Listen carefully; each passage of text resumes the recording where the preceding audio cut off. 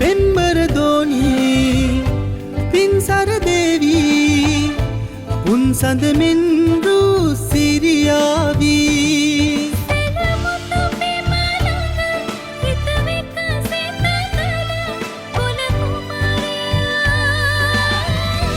කොන්කල දෝනී කොන්කල දෝනී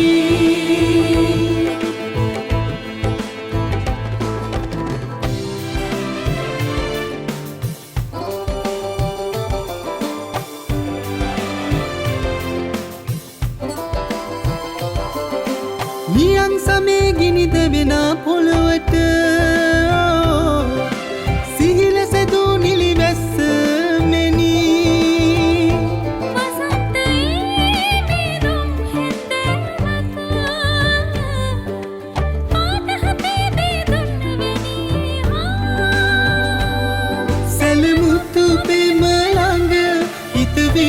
සිත කළ කුල කුමරිය කොන්කල දෝනී කොන්කල දෝනී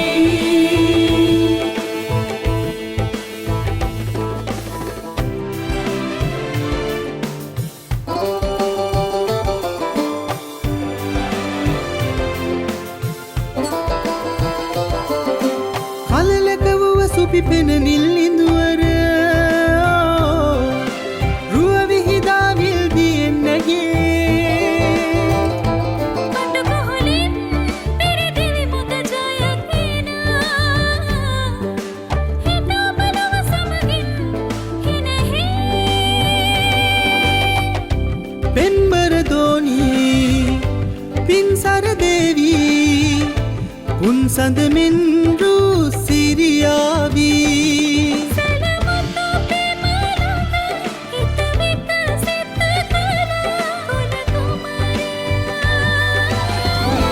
කොන්කල දෝනී කොන්කල දෝනී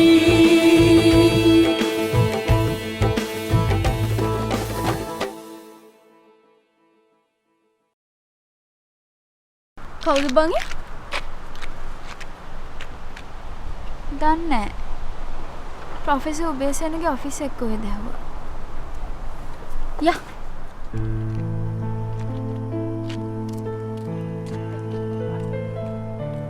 යමු. එයා ගියා. තවත් මොනවද බලන්න.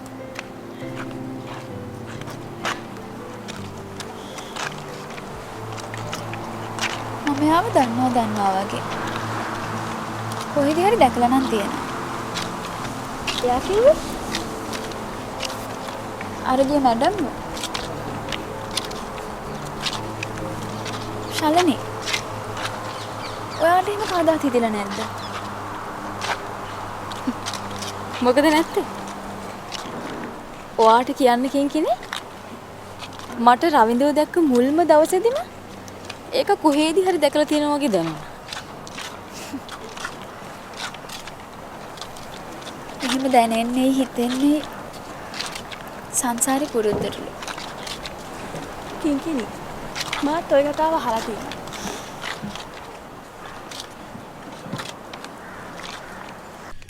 ඉරුපායා එන සුන්දර මොහොතක මාදිනු ශ්‍රී ලංකාවේ ලස්සන දුටු විට පාවෙයි හදවත බුණ්ඩ අයිසි අංකල් බොන්නේ නැද්ද? නොබී කොහොමද?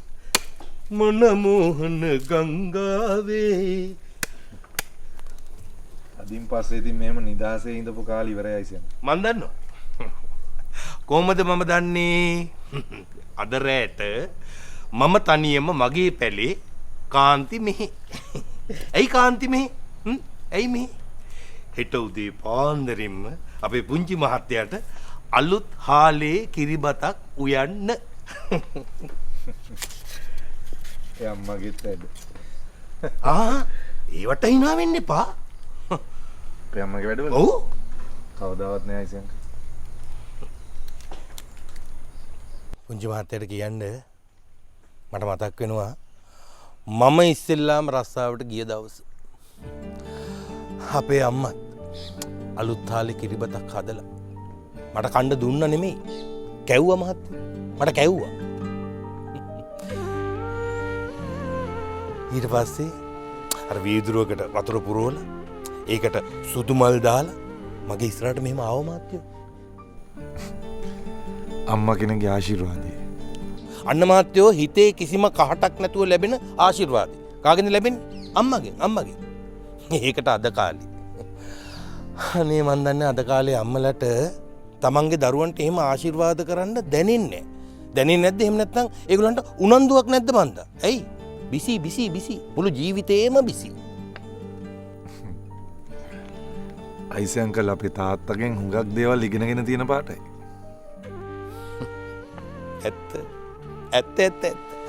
ඇත්ත කියන්නයි බිමිඳ ගණ්ඩයි බයවෙන්න ඕන්නෑ කියලා තියෙනවනි මහත්තයෝ අපේ මහත්තයගෙන් මම ඉගෙන ගත්ත දේවල් අනන්තයි අප්‍රමාණයි දැන් එතකොට හෙටීදං අපේ පුංචි මහත්තය ගුරුවරයෙක් අපේ කිංකිණි නෝනටත් උගන්වනවා ඔන්නෝකට වාසනාව තියෙන්න වාසනාව මොකටද? කාගේ හරි නැන පාදනයක අපේ අම්ම තමයි මහත්තයෝ කතාව නම් කිව්වේ බාල පරම්පරාවේ ඇස්පාදන්න ගුරුකම එතකොට ලෙඩුන් සුවපත් කරන්න වෙදකම එතනින් ගියාම හෙදකම මෙන්න මේ වගේ රස්සා ලැබෙන්නේ මහත්තයෝ పూర్වේ වාසනාවටලු ඇයි අපේ අම්ම එහෙම කිව්වේ මේ වගේ රස්සා කරපුවාම මහත්තයෝ පඩියට අමතරව ඉබේම පිනකුත් ලැබෙනවා පින් කෝ ඉතින් අයිසි අංකල් තාම තැඹිලි ගෙඩිය කපා ගත්තේ නැහැ. කතාවට කියන්නේ කතාවෙන් ඒකත් අමතක වුණා. අපේ අම්මා කියලා තියෙනවා කතාවෙන් පූජාව පරක් වෙනවා කියලා. පූජාව පරක් කරගෙන බෑ. මේක මාත් කපාගෙන බොන්න එපා. ලස්සන දුටු විට පාවෙයි හදවත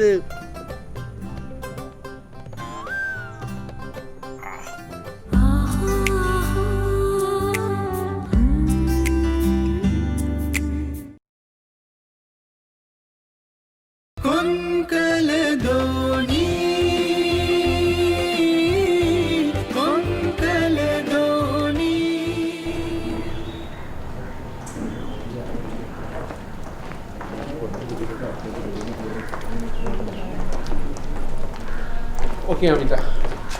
එහෙමනම් හෙට උදේ 9 වෙනකොට ඔගේ ඔෆිස් එකේ. ඔයා හෙට වැඩ පටන් ගන්නවා. ඕකේ සර්. හැබැයි එක දෙයක්. එදාට වඩා අද කාලේ වෙනස්. එදා ඔයගොල්ලෝ අපේ ලෙක්චර්ස් වලට අහුම්කම් දුන්නා. අපෙන් ප්‍රශ්න ඇහුවා අපි වන්නන්න බලාගෙන. ඒකට අදර් ස්ටුඩන්ට්ස්ලා ලෙක්චර්ස් වලට අහුම්කම් දෙන්නෙම නැහැ. ඒකින්ද උන්ට අහන්න ප්‍රශ්නත් නැහැ. බුක්ස් රිෆර් කරනවා ඉන්ටර්නෙට් එක පස්සෙන් යනවා කොහොම හරි එක්සෑම් ගොඩ දාගන්නවා ඩිග්‍රී එක. ඒක තමයි අරමුණ. සිස්ටම් එකේ වැරද්ද. සර් කතා කරන්නේ තාමත් ඉස්සර කතා කළා වගේමයි. පොළේ පය ගහලා ඉන්නකොට ජීවිතේ පහසුයි.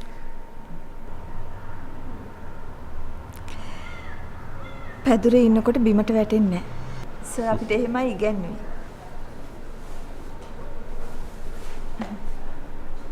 මං උගන්නපුවා ඔළුව වල රැඳිලා තියෙන්නේ උඹලා කීප දෙනෙක්ගේ විතරයි. හරි. Amitha. Tomorrow morning at 9 o'clock. Okay?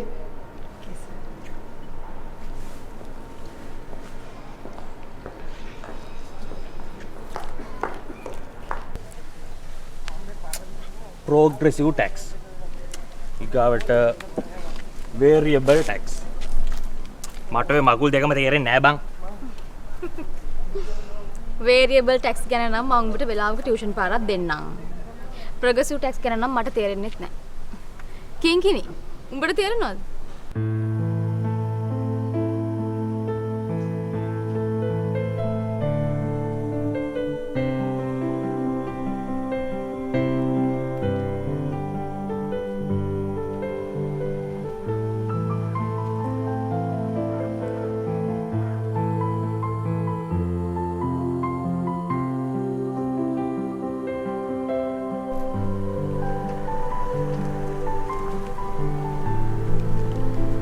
කවුද බංගී?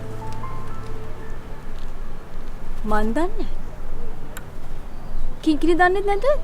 කිංකිණි දන්නේ නැත්නම් අර අතවනාගෙන ගියේ. සංසාර පුරුද්දකට වෙන්නේ නැති.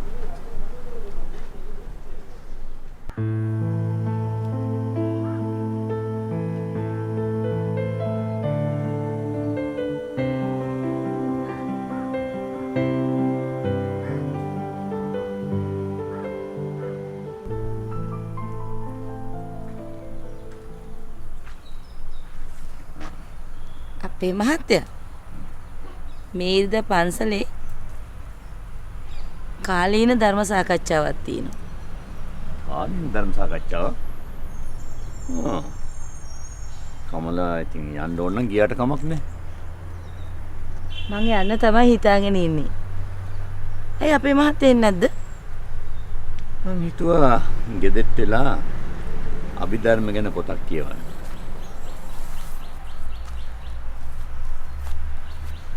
අපේ දෝනි තාම නෑ අදනේ. මේ වෙලාවට ටිකක් ට්‍රැෆික් වැඩිනේ. එහෙව් පාරවල් වල රෝද දෙකෙන් යන්නනේ අපේ පුතාගේ ලෑස්තිය. අපේ මහත්තයා පුතාට කියන්නකෝ ওই බයිසිකල් ගමන නවත්තලා කාර් එකේ යන්න කියලා. එහෙම නැත්නම් ওই කිංකිණි දූ යන වෑන් එකෙන් යන්න කියලා. නෑ ඒක නම් වෙන්නේ නෑ. ඒ මොකද්ද? පුතා දැන් ගුරුවරයෙක්. මතක තියාගන්න කමලා. ඒ ගුරුවරයාගේ ශිෂ්‍යයෙක් තමයි කිංකිණි දුව.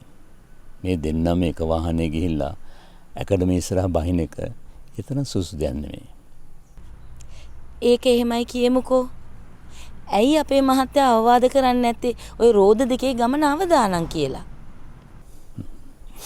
කමලා අපි මෙහෙම මේ හිටගෙන ඉන්න එකත් අවදානම් කියලා මට හිතෙන්නේ. උපන් දවසේ නම් ජීවිතේ හැම මොහොතක්ම අවදානම් තමයි.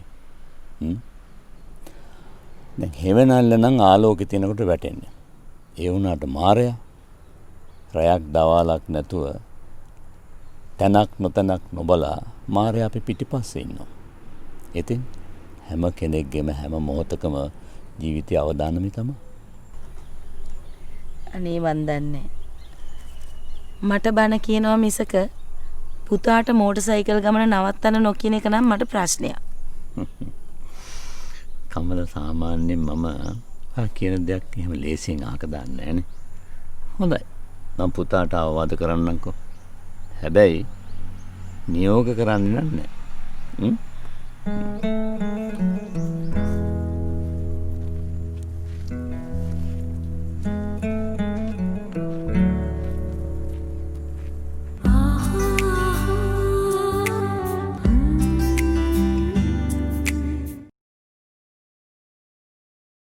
කොන්කල දෝනි කොන්කල දෝනි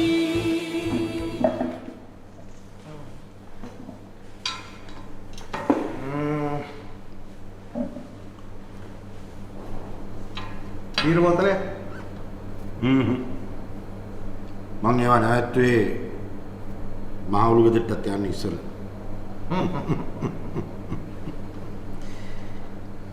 අපි වගේ උදවිය හොඳට ඇහැ කන අරගෙන ඇලර්ට් එකේ ඉන්නවනේ මිනිස්සු හොඳලා.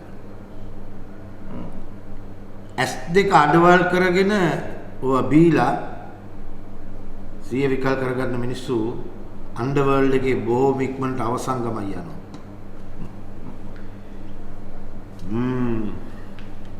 ප්‍රශ්නයක්. ඔව් හරි. තමන්ගෙම දුව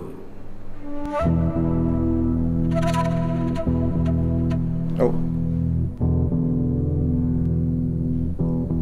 මොකටද කිඩ්නැප් කරන්නේ? අපේ ඔය ඉන්නවයි කියන ගෙදරට ගිහිල්ලා ගෙදර ඉන්න උන්ට එහෙම බෑ. අපි ඒගොල්ලන්ට තක දාලා ළමයාව ගෙනාවොත් නීති හරහාට එනවා. කිඩ්නැප් කළොත් දැන් මේකනේ ඒකෙන් ධෝනිට කිසි කරදරයක් වෙන්නේ නැහැ. එයාගේ මයිල් ගහක්වත් හෙලවෙන්නේ නැහැ. මීටින් එකේ කාලේ විනාඩි 15යි. කොරකත් පොලිසියක් නැහැ. අපි යන්නෙත් නැහැ ධෝනි යන්නෙත් නැහැ. ඊට පස්සේ ආව අපි යවනවා. මේක දන්නේ ධෝනි විතරයි.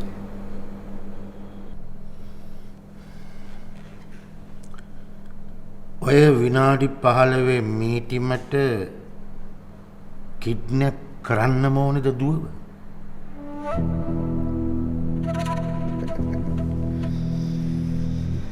කොහොම හරි ගමන්නේ මීටින් එක තියන්න වෙනවා.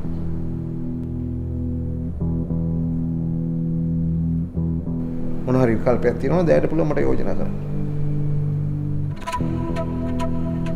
මං හැම දෙයක් ගැනම හොඳින්ම හොයලා බලන්න ඕනේ. මට දේව. අපි යමු ඒ පළාතට. ඒ වුණාට මං ඉන්නේ. මම වෙන මිනිහෙක් එවන්න. ඒ කියන්නේ මං දන්න කියන වැඩකාරී නෑ. දයා මිනිහව දන්නේ නැහැ. ඒ වුණාට මිනිහ දයාව දන්නේ. හැටේවත් දයා ඉස්සර මිනිහ පගර නැට් එක කැමේ.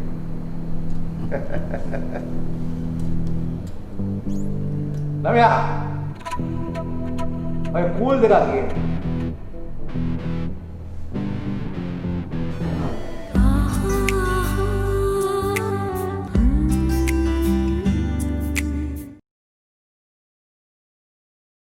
කොන්කල දෝනි කොන්කල දෝනි මං අම්මට පොරොන්දු වුණා පුතාට අවවාද කරන්න. ඇත්තම කිව්වොත් පොරොන්දු වුණා නෙමෙයි. මගෙන් පොරොන්දු ගත්තා. ඉතින් ওই මං කියපු දේවල් අවවාද මිසක් නියෝග නෙමෙයි. අනිත් එක මම කැමති නැහැ කොහොමදත් දරුවෙකුගේ ස්වාධීනත්වයට බාධා කරන්න. මම අම්මට කියන්නම් තාත්තේ. මොකද? මම පුළුවන් තරම් පරිස්සමට බයික් එක රයිඩ් කරනවා. ඒ විතරක් නෙමෙයි. පුළුවන් ඉක්මනින් රෝද 2න් 4කට යනවා කියලා. එතකොට අම්මා කියයි මගේ කාර් එක පාවිච්චි කරන්න කියලා. එතකොට මම පුතාව බේරගන්නවා. ඒක කොහොමද තාත්තේ? මේමයි. විශ්‍රාමලත් රාජ්‍ය නිලධාරියෙකුගේ පරණ වැගන් මොඩල් කාර් එක දැන් කාලේ ඉලංදාරියෙකුට කිසිසේත්ම ගැලපෙන්නේ නැහැ කියලා.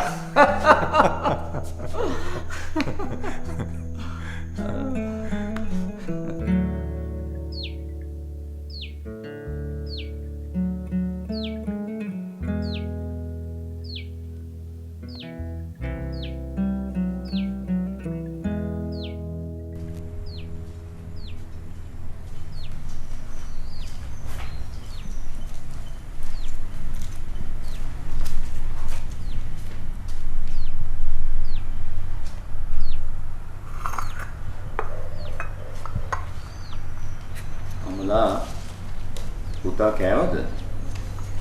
ඔව්. මං උදෙන්ම කිරිබත් කෑවුවා. උදෙන්ම වැඩි කන්න බැහැලු. ඔව්ගේ දවස් ටිකේම උදේට කෑවේ 10ක් පහුවිලානේ.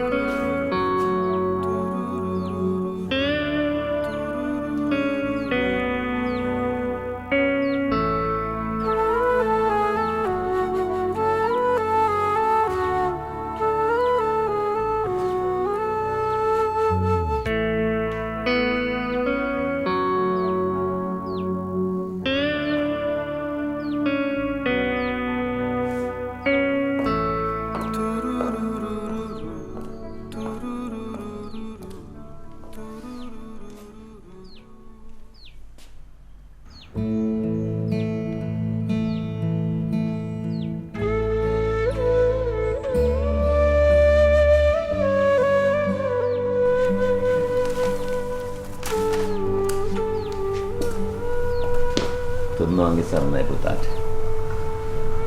පුතා කරපු හැම වැඩක්ම හරියට හොඳට කරන බව මම දන්නවා. ඉතින් මේ අලුත් වගකීමත් ඔයාට වරදින්නේ නැහැ පුතා. තුන්වන්ගේ සරණයි. හරි තාත්තා.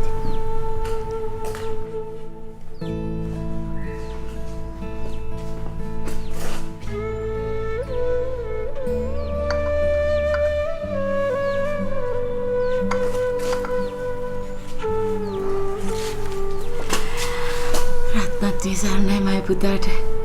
පුතාට කවදාවත් වරදින්නේ මේ අම්මයි තාත්තයි පුතා වෙනුවෙන් හැමදාම ඉන්නවා. පුතාට හැමදාම ආශිර්වාද කරනවා.